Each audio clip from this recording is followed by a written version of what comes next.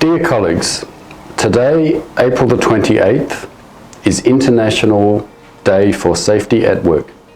This is the day when the whole world remembers all of the people who have very unfortunately died at work, and blessed memory to those people. Like many of you, I have connected my life with mining, and during that time I have faced risks. I am convinced that industrial accidents can and should be prevented.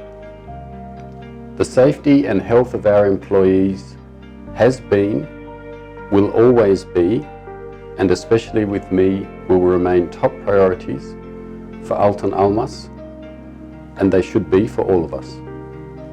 Unfortunately, we have not yet been able to ensure a zero level of injuries and occupational diseases, but I am sure that we can, and that we must make sure that we reduce all injuries so that all of our colleagues can safely return home to his or her family and friends. Today, Altan Almas starts a Labour Safety Month aimed at improving our safety culture. I strongly urge all of you to be active and take part in these activities.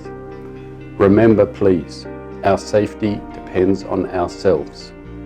Our safety is our responsibility. I wish you all good health, success in your work, and most importantly, safe work. Take care of yourselves.